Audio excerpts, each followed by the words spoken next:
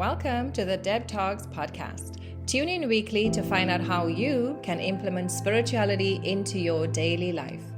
I'm a spiritual coach, a yoga teacher, and the author of the Self-Repair Toolkit. I'm passionate about empowering others through strength and love, awakening spirit and joy. I'm here to show you how simple it is to create the change you want to live the best life that you deserve. Hi everyone, welcome to the Deb Talks podcast. I'm so happy that you are here with me. Thank you for joining me. This is the first episode of this podcast that I am doing today, and I'm going to tell you a little bit about why I'm doing this podcast and what inspired me to do so. And basically, I'm going to tell you a little bit about how I first got onto this path of health and wellness and spirituality. And then we are going to have weekly podcasts that's going to help you to understand how spirituality is really part of your daily life and it's not separate from who you are. And we're going to have some exciting guest speakers that's going to help us to bring some more of that spirituality into our daily life and just helping us to recognize that what we are doing is already in line with spirituality. So it's not something that's separate from us. I think in our day-to-day life, people always think that they have to make a choice between being spiritual and I guess secular, if you want to call it that. But spirituality is really part of your daily life.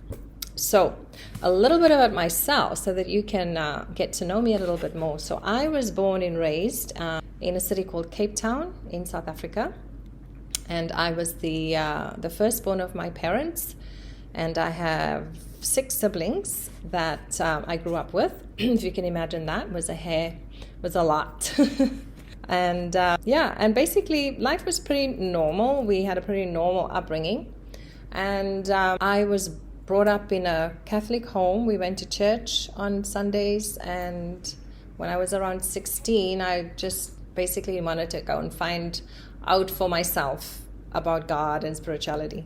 And so I did. And along the way, I kind of, got lost in being a teenager and doing things that teenagers do, and kind of forgot a little bit about spirituality, to be honest with you. But when I was in my 20s, I felt that I was really drowning in my life. And I was invited to go to a talk. And there was a couple they were visiting in that time when I was living in South Africa. A couple was visiting from the US. And the guy was a kinesiologist. And they were retired people. And they were just traveling and having these talks about life. And I guess spirituality in a way.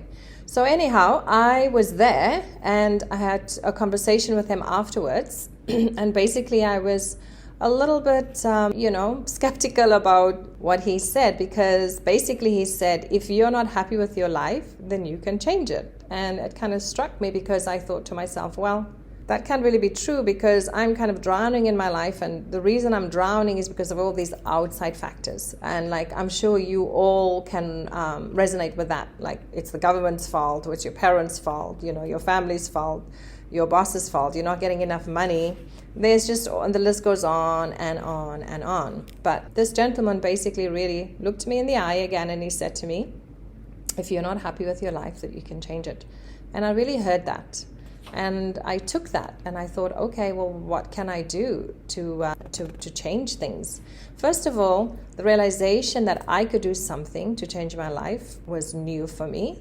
And then also understanding that I didn't have to be a victim of my circumstance. That was also new for me.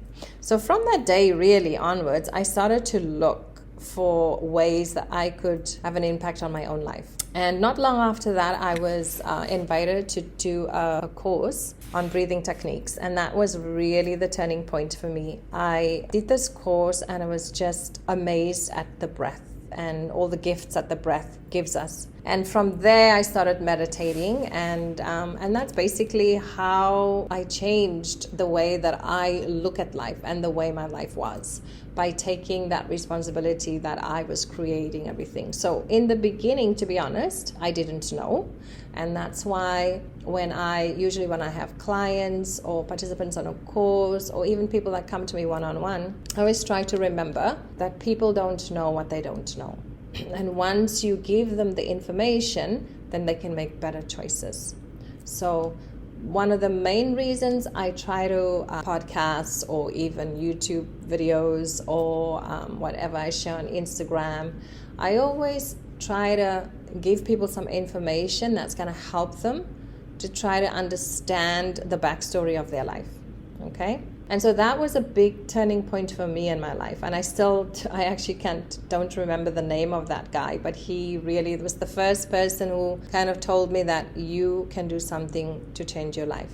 And there was another analogy that he used. He said, think of your life as a computer. So a computer needs software. Without the software, you can't do anything in the computer. And then once you sort of type something into the computer, then it comes through the printer. So the printer is kind of like your life. If you didn't like the outcome of your life, you can't blame the printer, is what he said. He said if you want to do anything to change it, you have to change the software.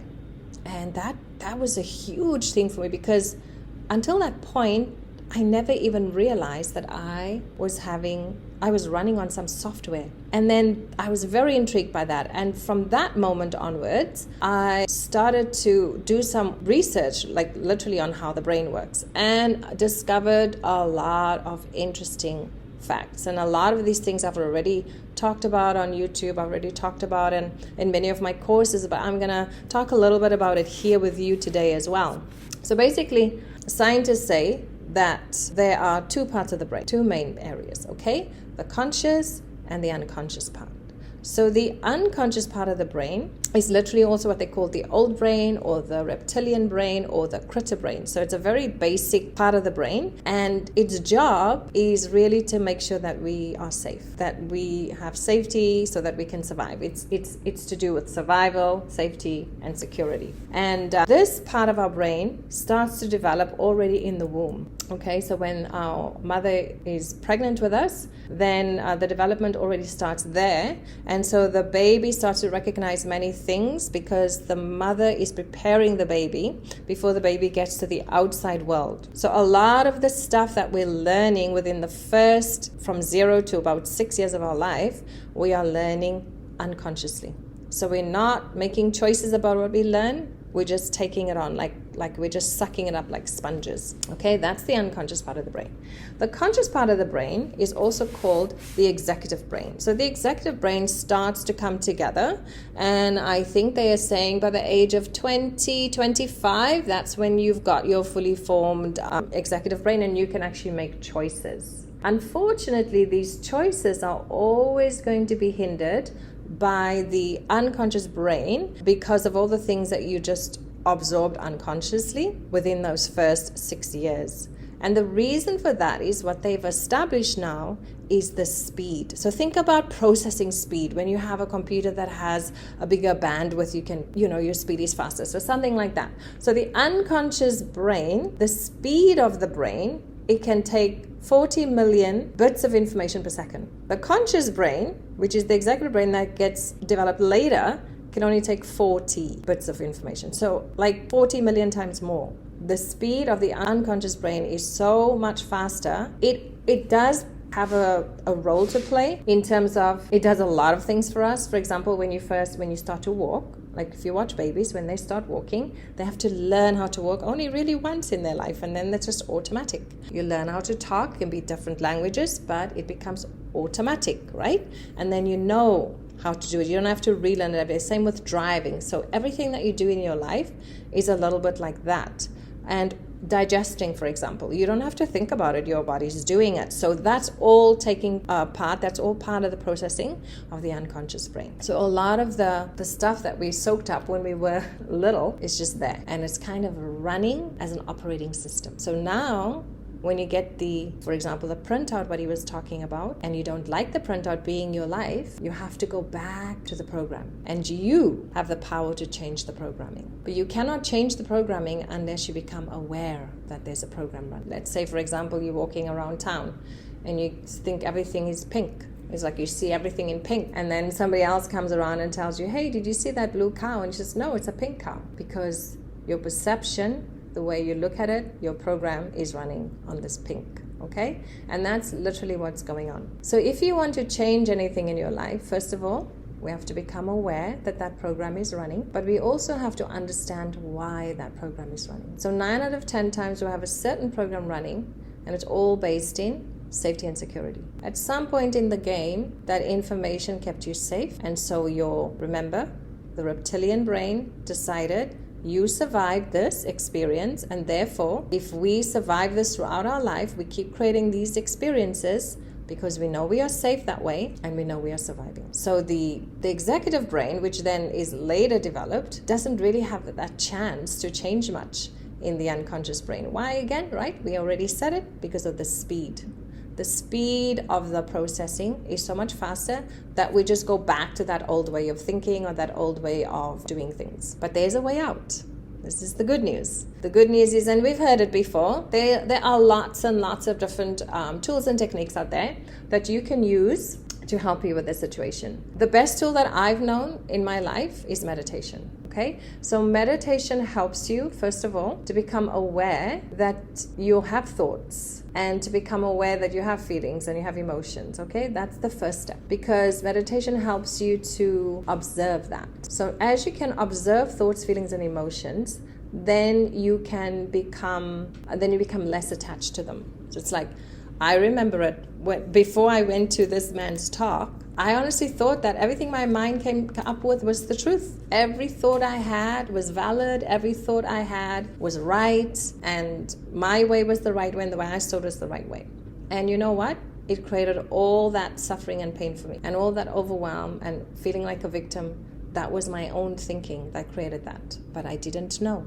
So I had to go and find out all these things about how I actually work, how my brain works. And I did. And that's why I'm very passionate about sharing that with others. And one of the ways that obviously we're going to do that together here is through this podcast as well. So back to the story of the conscious and the unconscious brain. When you understand that you have a choice, that you can reprogram, but it needs a little bit of effort. It needs a little bit of discipline. It needs a little bit of consistency. So think about, let's say if you're now 20 or 30 years old in your life and you've always been having the same patterns and habits. So we want to continue with those habits and patterns. We don't want to break them. Like, the brain does not want change. It likes to stay comfortable. It doesn't want anything that it doesn't know. And so it's always going to try and steer you into, like, let's stay in this lane and do the same thing over and over. The problem with that is you're going to get the same result. And the result is the thing that you don't like anymore. That's hurting you. That's keeping you in pain and suffering, right? So you want to change that. So it is going to take a little bit of effort. It is going to take a little bit of discipline, okay? You can't expect to just, I want to change my mind, but I don't want to do the work. It doesn't work like that. So first of all, to understand, some discipline is needed. That's why I always encourage people to create a daily meditation routine. This is something that doesn't cost much. It's effortless, and you can do it anywhere at any time. So I also have a meditation page. I will put it in the description where you can join, like, twice a week. I do live meditations also on YouTube twice a week. We do the live meditation. So there's somewhere where you can, if you do nothing else and if you know nothing else, but all you know right now in your life, if you feel overwhelmed right now in your life, if you're suffering, if you're in pain, I guarantee you, if you start just meditating daily, a lot of things are going to get better for you. I tell you why. There is an intelligence that runs through us that we are so intelligent. The problem is we don't listen. Because our mind is constantly trying to keep us safe, to make us not experience what we don't like. And we've given our mind this job that it cannot really do. And it's trying constantly 24/7 to create thoughts that's going to make us feel safe. Okay? But what we are doing with that is we're making things worse. So when you start a daily routine of meditation, you're going to start to become the observer of your thoughts, the observer of the feelings, the emotions, and so on. And understanding that you are not that, okay? You are not the feeling, you are not the emotion. I tell you what, just to show you that this works, I want you to think of something that made you feel very happy. So if you just take a moment and take a breath and bring into your awareness a happy experience.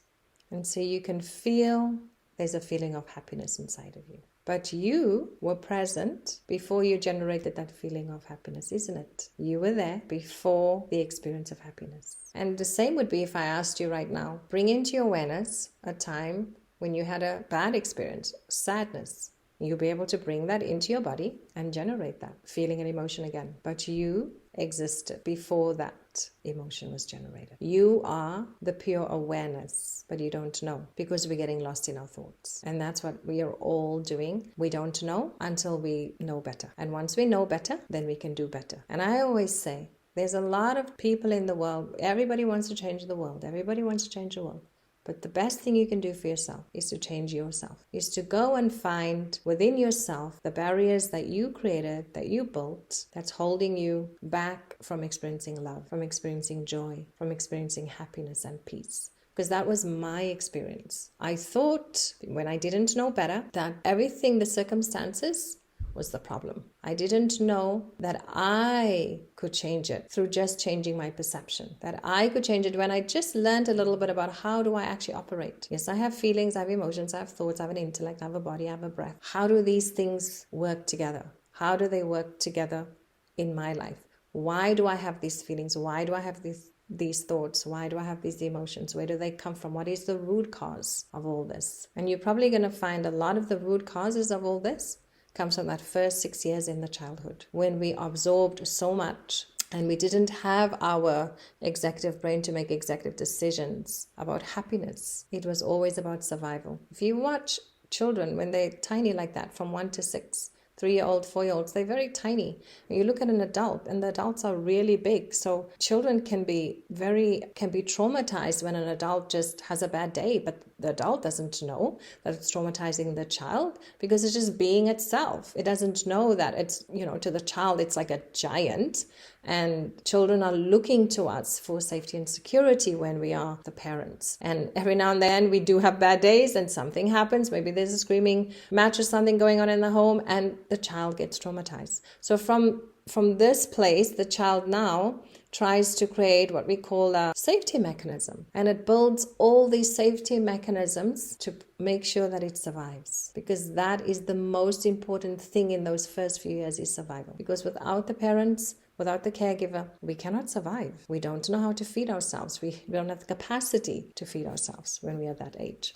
So coming back to my road of how did I get onto this path? It's like literally as I searched more and more for the truth about myself, it just came. Have you ever heard this saying, when the student is ready, the teacher will appear? So basically the whole life was like that. As I was looking more into, and still continue to do that, I'll stumble across something that I need for that day, or something that I have to hear, or something that I have to read, and that's for all of us. It's just not for me. Like, we all have this intelligence and this capacity to pull towards ourselves the information that we need. But first you have to understand that you have to look outside, kind of like, if you want to call it, your menu, outside the menu, because your operating system has perhaps only 10 things on the menu for you to choose from. And we're always taking the best from the menu that we have. But if you really want to change your life, then you will put more things on the menu. That's the most important thing, so that you have a bigger choice, right?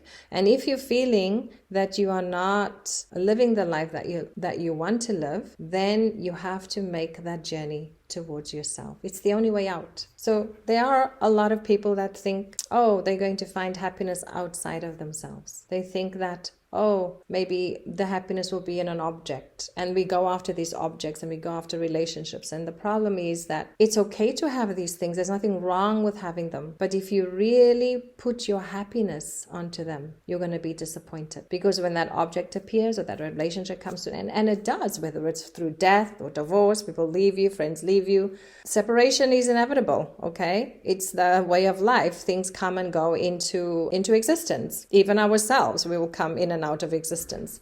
So if you are putting your happiness into objects or things or relationships, you're going to be disappointed, and it's going to cause you a lot of pain and suffering. The best thing is to find out what it is that you can do to generate happiness within yourself, because happiness is your birthright. Joy and peace is your birthright, but we don't know. And we also don't know that we are the creators of those things, that those things are who we are. They are not outside of ourselves. And we start a little bit, stumbling outside of ourselves for these things. But as we have more knowledge, and then we can create these things for ourselves. And then from this place of wholeness, now you can step into the world and enjoy everything. And when it's time to let it go, you can let it go. When it's time for it to come into yourself, you can allow that. Yeah. So basically, I hope that I am telling you a little bit about my story and how I started to understand how spirituality was part of my daily life. It always has been. It always will be. You cannot separate the two out. Okay. Spirituality is in everything that you do. The way that you eat your food, the way that you present yourself, the way that you interact with others,